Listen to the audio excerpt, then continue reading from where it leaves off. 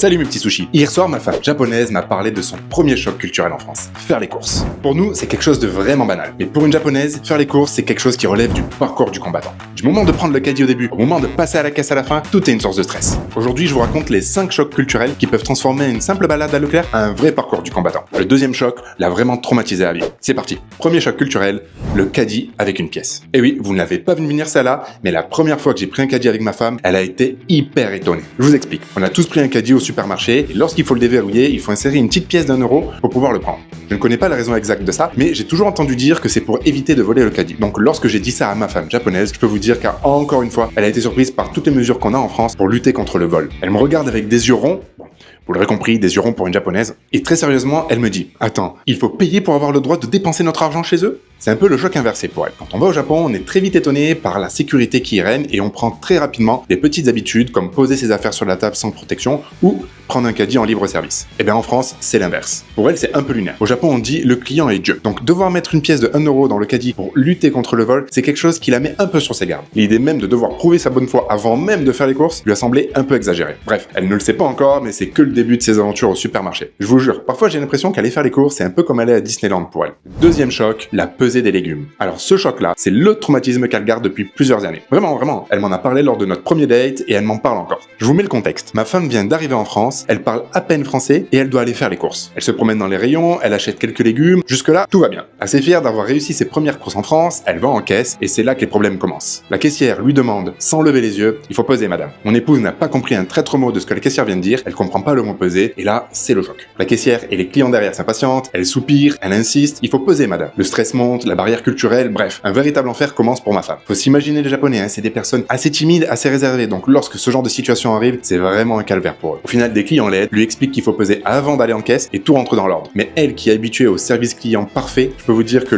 ça lui a fait un choc. Mais mon épouse est tenace et elle avait vraiment envie de s'intégrer en France, donc elle a décidé tous les jours d'aller au supermarché pour acheter des fruits, les peser et ainsi battre ce stress. Et la deuxième choc lié à la pesée, elle prend une pomme, elle le pèse et là, 10 choix de pommes différentes. Golden Gala, Granny Smith, Pink Lady, Renette. Bref, même pour ça, il faut un diplôme. Faut savoir qu'au Japon, il y a très peu de fruits et surtout ils coûtent très cher. Donc lorsqu'elle a vu toute cette variété pas chère, elle était là encore une fois étonnée, mais dans le bon sens. Elle demande à quelqu'un qui travaille dans les rayons de l'aider et là il prend une pomme au hasard, il appuie sur le bouton et il sort l'étiquette et c'est fini. Cette histoire illustre parfaitement une différence fondamentale entre la France et le Japon. En France, on pousse le self-service à l'extrême. Débrouille-toi, c'est ta responsabilité. Au Japon, c'est le service qui prime. Tout est pré-pesé, pré-emballé, prêt à être payé. On ne demande jamais au client de faire une partie du travail que l'employé pourrait faire. Bon, et après ces deux premiers chocs, il fallait bien qu'elle découvre le bon côté des supermarchés français, et là on passe du cauchemar au rêve avec ce troisième choc. Une fois le traumatisme de la pesée passé, elle peut s'aventurer dans les rayons en toute tranquillité, et là, c'est la stupéfaction. C'est l'extase du fromage, des fruits, du vin, bref, tout ce qu'il n'y a pas au Japon et qu'il y a énormément en France et pour pas cher. Imaginez juste sa réaction lorsque la première fois elle découvre les rayons fromage et charcuterie d'un supermarché. Les rangées presque à perte de vue de fromage et de charcuterie, elle qui adore ça, elle était au paradis. Au Japon ça existe, mais ça se vend en toute petite quantité et ça coûte une fortune surtout. Et le deuxième choc positif, c'est le prix. Elle était étonnée de voir le prix. Par exemple, ici on a des melons à 1 €, alors qu'au Japon, les melons peuvent facilement grimper aux alentours de 15-20 €. Au Japon, certains fruits sont des produits de luxe. Un melon peut coûter 15 voire 100 €. Quand elle a vu qu'on pouvait acheter des kilos de pommes pour quelques euros, elle a cru à une erreur. Et maintenant, depuis qu'elle habite en France et qu'elle vit avec moi, elle a pris de nouvelles habitudes, comme par exemple manger des fruits tous les jours, alors qu'au Japon, franchement, c'est pas du tout le cas. Elle aime vraiment cette abondance, c'est des choses qu'on n'a pas forcément au Japon, avec des habitudes de consommation très différentes, où on fait les courses quasiment tous les jours, petit bout par petit bout. Alors qu'en France, on fait des grosses courses pour plusieurs semaines. Autre petit point de friction entre la France et le Japon, les emballages. Comme vous le savez peut-être, au Japon, ils adorent les emballages individuels. Pour eux, le suremballage est une forme de service et d'hygiène. Chaque gâteau dans un paquet est emballé individuellement, pareil pour les fruits. En France, on a le vrac. Les fruits et légumes sont par exemple pas du tout emballés et il y a encore même parfois de la terre dessus. Pour elle, c'était un petit choc à surmonter, elle qui est habituée à avoir des produits parfaitement propres et surtout emballés individuellement. Même si leur système de tri est très performant au Japon, ça pose quand même quelques questions au niveau de la protection de l'environnement notamment. On peut dire ce qu'on veut, tout ce plastique, c'est pas sain. On arrive au quatrième choc, le ticket pour la file d'attente. Vous n'avez pas encore entendu le moment où ma femme a découvert qu'il fallait prendre un ticket pour patienter et acheter du fromage. Parce que bien sûr, vous le savez, lorsqu'on va au rayon fromage et charcuterie d'un supermarché, il faut faire la file d'attente. Et Dieu sait que les Japonais adorent faire la file d'attente. Mais la petite différence entre le Japon et la France, c'est qu'en France, il faut prendre un ticket. Et ensuite, on nous appelle numéro par numéro. Alors qu'au Japon, pas du tout. Chacun est responsable de la file d'attente et bien sûr, personne ne passe devant l'autre. Et ce système-là, c'est un choc culturel à part entière, croyez-moi. Le concept même d'un rayon où on est servi personnellement pour le fromage et la charcuterie, c'est déjà une expérience. Mais le vrai choc, c'est le petit distributeur de tickets. Première fois justement qu'on a fait les courses ensemble et qu'on va au rayon fromage et charcuterie, elle me voit prendre ce petit ticket et elle me regarde un peu étonnée et elle me dit: il sert à quoi ce petit ticket que vous prenez? Je lui explique que c'est pour que tout soit ordonné, pour éviter le chaos et pour surtout éviter que quelqu'un passe devant l'autre sans faire exprès, bien sûr, vous aurez compris. Et la question suivante qu'elle me demande a été une révélation pour moi. Elle me demande encore avec plus d'étonnement: mais les gens ne savent pas qui est arrivé avant eux? Et là j'ai compris. Le choc, c'est pas le ticket en soi, c'est la nécessité d'avoir un ticket pour que tout soit ordonné. Au Japon, la file d'attente est une institution sociale sacrée. On fait la queue de manière ordonnée, naturellement, sans jamais avoir besoin de le matérialiser. C'est un ordre social intériorisé basé sur le concept du respect du groupe. Chacun est responsable de l'harmonie et de l'ordre dans le groupe. Pour faire simple, personne ne passe devant personne. Le fait qu'en France, il faille un système externe pour gérer cet ordre et que tout soit ordonné lui a semblé un peu bizarre. Sans ce système, on peut être sûr qu'il y aura des problèmes. C'est vraiment un contraste particulier entre la France et le Japon, entre un ordre qui vient de l'intérieur et un ordre qui vient de l'extérieur. n'est pas non plus hyper contraignant, mais c'est quand même une différence culturelle assez notable. Et une fois qu'on a fait toutes nos courses, on arrive au cinquième et dernier choc, le passage en caisse. C'est le boss final du game qui cristallise les différences culturelles qu'on peut avoir entre la France et le Japon. On a tous déjà eu cette expérience. Le passage en caisse, c'est pas stressant, mais ça peut l'être. Lorsque la caissière passe à toute allure les articles et que nous on n'a pas le temps de les mettre au même rythme dans le sac. C'est pas la mort, mais c'est un moment un peu stressant. Et comment dire? Encore une fois, au Japon, c'est très différent. Au Japon déjà, les caisses et les tapis de course sont minuscules et on ne fait jamais de grosses courses comme je vous l'ai dit avant. Mais surtout, c'est le process qui est différent. On pose son panier de courses directement sur le tapis, la caissière prend, scanne les articles et pose toutes nos courses dans un autre panier. Et elle est là toute la différence. Pour fluidifier le process, on ne range pas ces articles maintenant. On paye d'abord et ensuite on va dans un endroit dédié avec une table et des sacs où on peut ranger en toute tranquillité sans gêner les autres clients. En France, c'est une épreuve de vitesse. Il faut mettre en sac à la même vitesse que la caissière scanne, sinon tout s'entasse, ça tombe, bref, ça stresse un peu. Au début, lorsque ma femme venait d'arriver en France, ce passage en caisse était tellement stressant qu'elle allait directement aux caisses automatiques pour fuir justement cette épreuve du passage en caisse avec la caissière qui scanne vite et range tout rapidement. Et voilà, le passage en caisse est fini, elle peut se remettre de ses émotions. Alors la vraie question, c'est au final, quel est le meilleur système? Pour avoir expérimenté les deux, franchement, les deux se valent. Ce que ça nous apprend de manière surprenante, c'est qu'au final, le supermarché est un condensé de notre société. C'est le reflet de chaque pays. Le supermarché français est le reflet de notre culture. Une culture de l'abondance, du choix, du plaisir, mais aussi d'un certain individualisme où l'on attend que vous soyez autonome. Le supermarché japonais, lui, est le reflet de la culture japonaise, c'est-à-dire la culture du service, de l'efficacité, du respect du collectif et d'une forme de consommation plus instantanée. Aujourd'hui, on a trouvé notre équilibre, bien sûr. Lorsqu'on fait nos courses, on les fait à la française, on achète énormément pour 2 voire 3 semaines, mais